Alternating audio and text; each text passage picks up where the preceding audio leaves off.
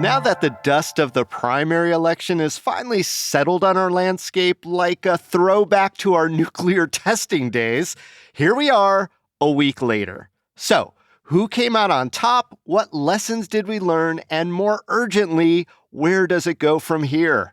Today on CityCast Las Vegas, we have the most in-demand political observer in the state, Jon Ralston, CEO of the Nevada Independent, to help us sort through the aftermath of the big primary that barely anyone voted in. So, what does it all mean for November?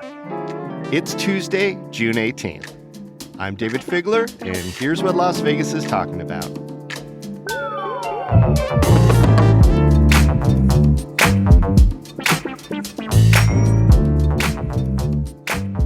Jon, I think we need to start with the anemic numbers. Just over 16% of all eligible voters in Clark County bothered to vote in the primary. Why so low? Well, I think the main reason, David, is that there just wasn't anything that really grabbed people. I think, you and I are not normal people. We're interested in this stuff. And Facts. Fact checker just said fact. Yeah, exactly. And so I just don't think any of it really grabbed people. I think there is certain, can we just wait until November and get this thing over with kind of mentality that's out there. There is some speculation, I'm not sure I agree with it, David, that because people had just voted a few months ago in the presidential preference primary, that would have deterred people from voting in this. I don't think that's right.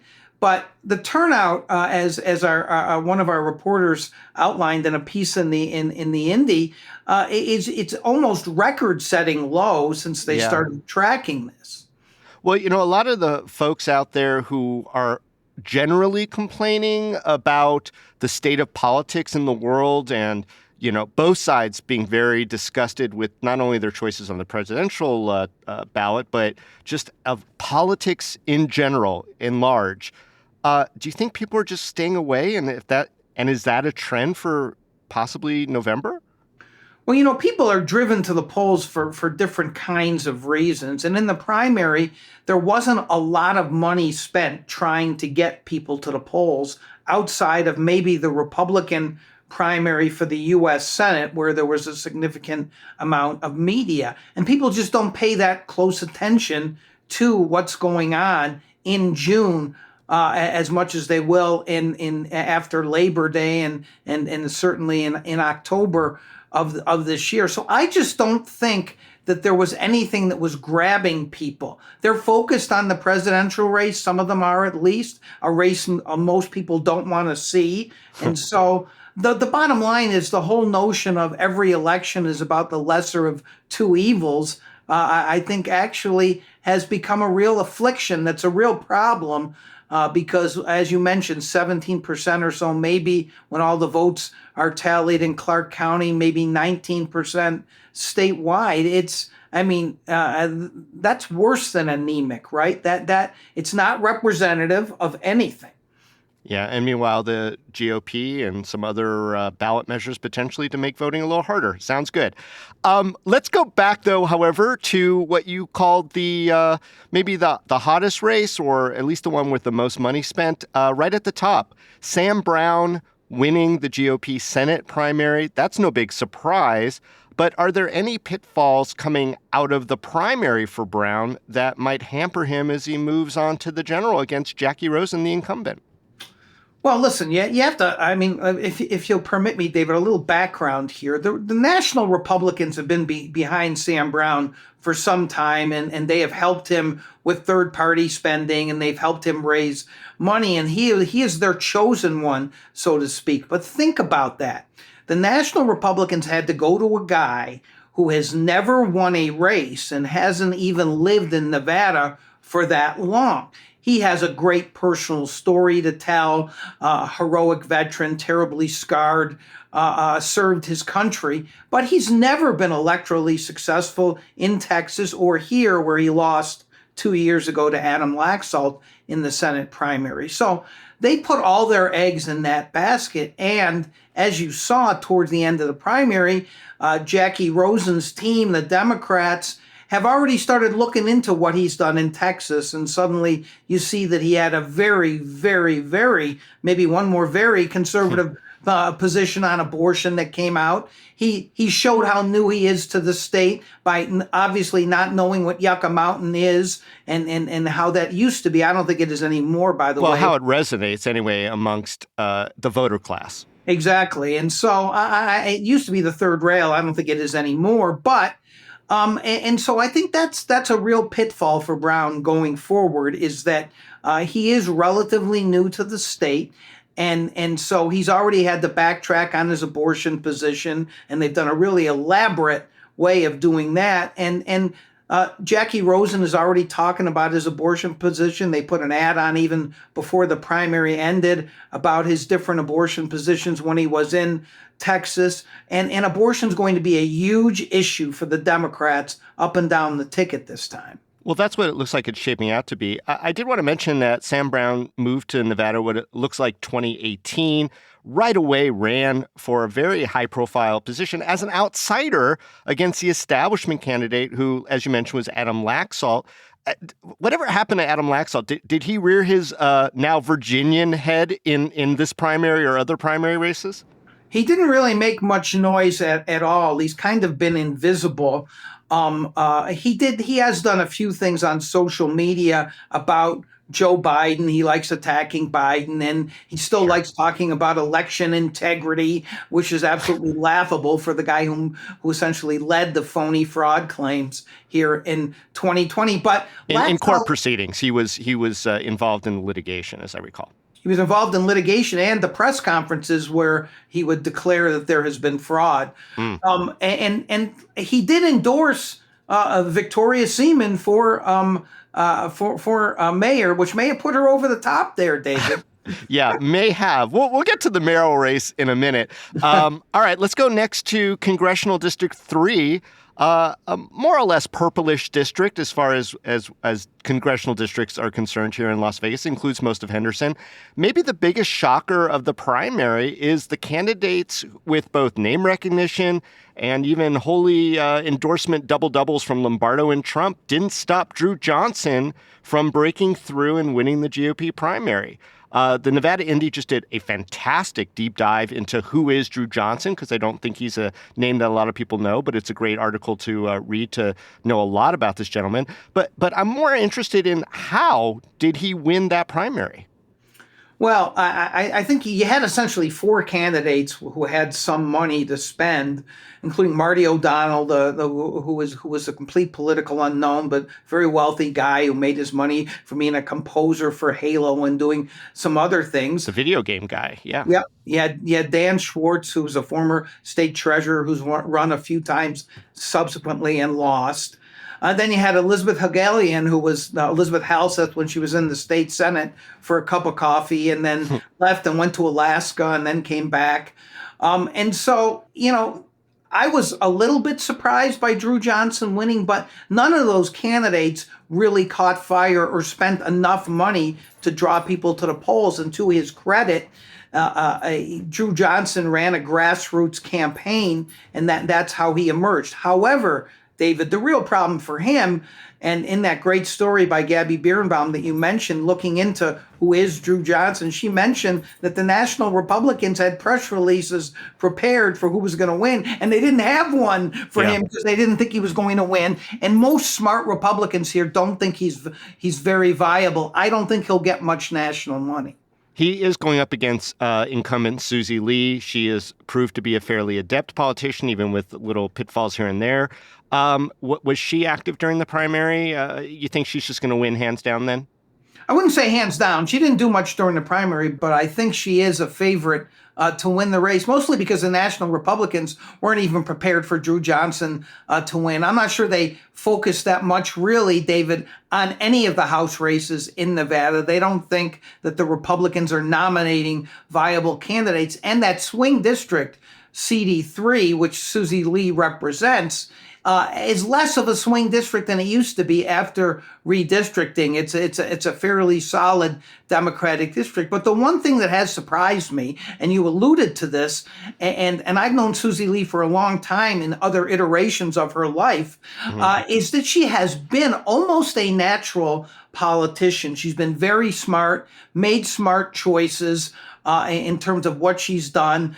The Problem Solvers Caucus, doing an alliance with Joe Lombardo on housing, these kinds of things that are going to draw independent voters who have become more and more important in Nevada elections, as you know. Yeah, Drew Johnson's going to have to find some cops willing to surround him like they are around Democrat Susie Lee. Interesting.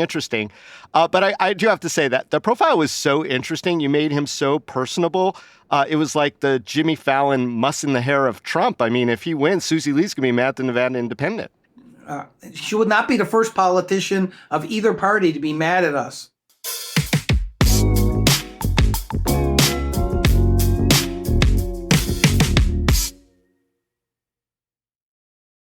All right. Well, we do have to talk about the Culinary Union. That's a hot topic. I think you know what's coming, John.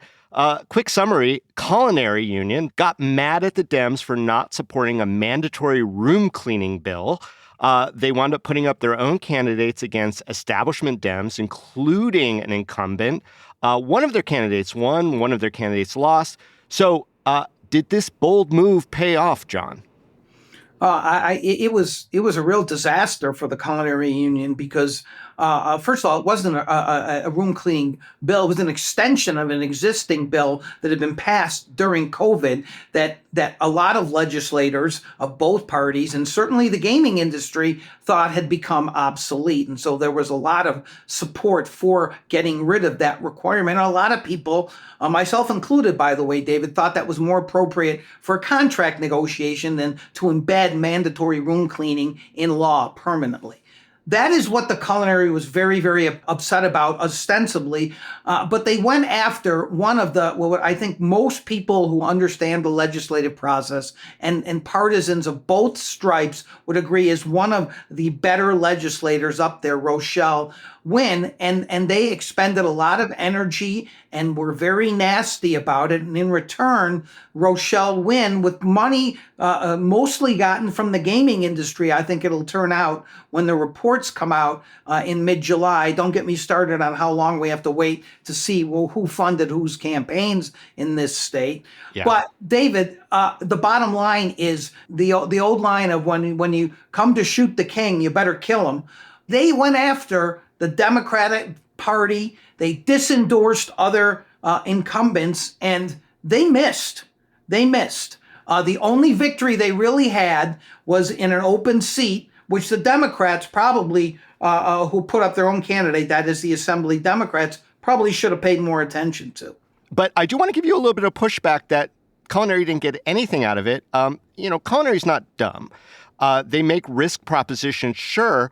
Don't you think that Culinary got some flex out of it? I mean, they made Rochelle Wynn spend a lot of money, and she spent a lot of money that she wouldn't otherwise have had to spend, and that's a kind of a shot to other politicians that we're not going to make it easy. We may not beat you, but it's going to cost you. Isn't that a flex? It's a flex, but to what end?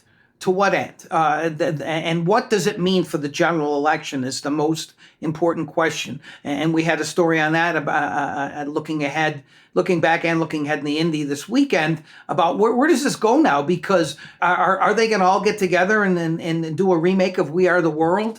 Or are they going to hold a grudge either against legislative Democrats? Is it going to affect their usual and what I would call an essential cog in the so-called Democratic or Reid machine? I think the Culinary almost single-handedly saved Catherine Cortez Masto in 2022. Are they going to go all out for Biden? They say they are, but they're clearly very, very upset. And if my inbox were public, which thank God it is not, I could show you some emails from some Culinary folks who are not pleased with some of the things that I said. Well, they're not being shy about it on Twitter either. Publicly, we're seeing some of the Culinary spokeses, just still unloading a week later on Rochelle for pointing out, their opposition to lowering prescription costs and supporting Medicaid for all and things of that nature, which I guess it's fair game, but what's the aftermath? What is the upshot for culinary's influence in these legislative spaces? Well, some of those things actually, there's some nuance to them, like their so-called opposition to the prescription drug bill. They claim they had to go up during opposition because that's the way the rules work. But just generally, before I get to your question, I promise I will, the culinary and healthcare vis-a-vis Democrats is actually an interesting story. Remember, they tried to gut Obamacare during that time because of the way that they have their self-insured insurance. Yeah, I mean, they famously went up against Bernie Sanders for suggesting that everyone should get what culinary people get. Right. Exactly right. Yes, exactly. So that whole topic is fraught for them. But, what are they going to do in the general election? And you see what's really interesting is that the Trump campaign sees that. And so suddenly, even though he never mentioned this in 4 years in office, he wants to get rid of taxes on tips, thinking he can divide and conquer. And the culinary leadership says, no, of course, we're not going to listen to Trump's wild promises, and we're all in for Biden. But what's been said to me over all the years I've covered politics since before you were born, David, is that, rank and file don't necessarily listen to the leaders on everything, and they might vote differently since it's a secret ballot, etc. Now, if the culinary does not go all out in the way that they did in 22 and in previous cycles for the Democrats, that's a real problem for Democrats up and down the ticket. We do have to talk, John, sadly, about the Las Vegas mayoral race. Sadly, just because we've just been spending so much time on it here on CityCast Las Vegas, but we do have results now. Shelley Berkley and Victoria Seaman, as predicted by most, headed to a runoff in November. John, what issues do you think have staying power to distinguish these two candidates in November? Well, I think what's going to happen is that Shelley Berkley is going to run as an outsider coming in to fix the mess that is City Hall politics. And Victoria Seaman is going to say that she is actually an outsider on the city council who tried to do all the right things, but was squashed by the majority. And now she can do more as mayor. But I also think that it eventually is going to become a very, very nasty race, David, because there are issues to use against both of them from their long careers. Shelley's, of course, much longer than Victoria's. But I think the race is going to end up being very, very nasty. Well, they did have a very nasty little preview spat at the Nevada Independent event where you had the top three at the time mayoral candidates. You think that's going to blow up into something much more vitriolic? It's hard to describe this when you just see something on TV, and you saw it on TV. I was live. I was right there. You were there. Okay, even if you were there in the audience. When two people don't like each other and you're doing a debate and you're right there, whether it's you're doing a TV show or you're sitting there at the Fontainebleau doing this on stage, you can feel it if people are okay with each other, if they like each other, if they dislike each other. Those two dislike each other, David. And that I think is going to fuel some of this. Interesting. Okay. Lastly, Trump, the former president of the United States, John, sort of did a drive-by in the waning days of the primary. Joe Biden was the invisible man during our primary. Obviously, their appearances on the ballot in November have to be driving the voting numbers up. I mean, they can't go much further down. Are there any takeaways from the primary that we can now throw away because Nevada is gearing up for the big one for the nation in November?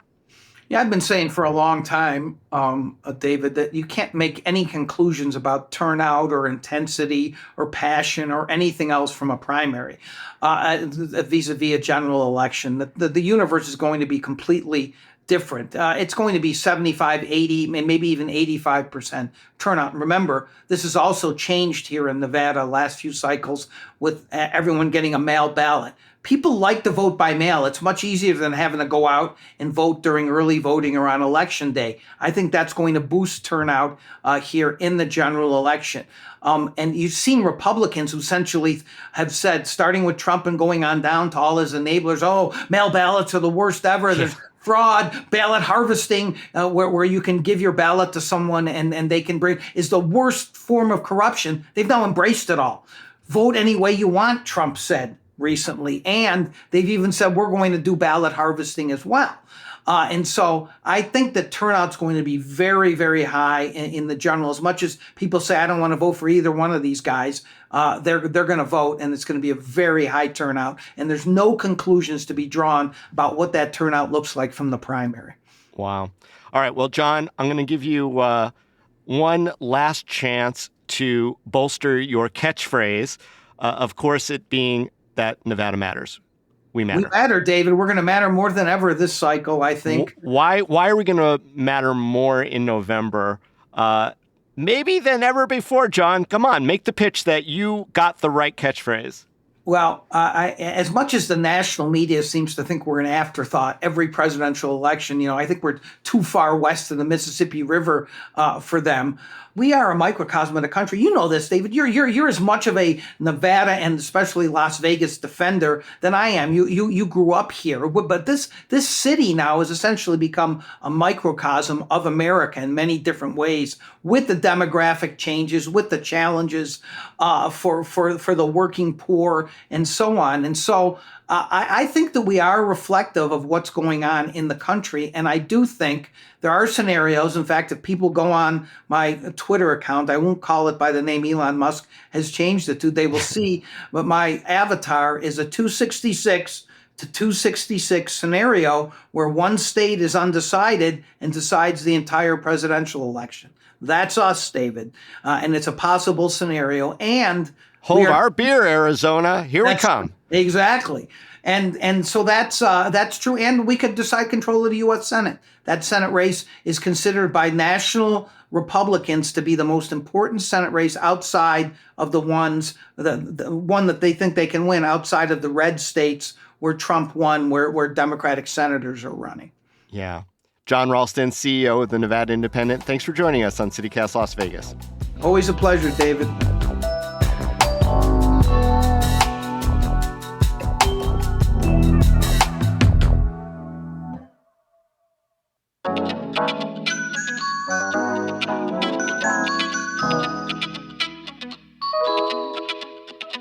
That's all for today here on CityCast Las Vegas. If you enjoyed the show, hey, go tell a friend, rate the show. Those ratings are really important.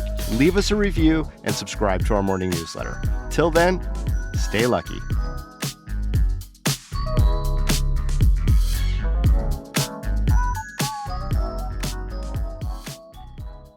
Is that a Figlerism? No, like a Spock's, a campaign Spock's. Spokes. Spokesman. Spokes. Yeah. It's not like a Spock's on both their houses.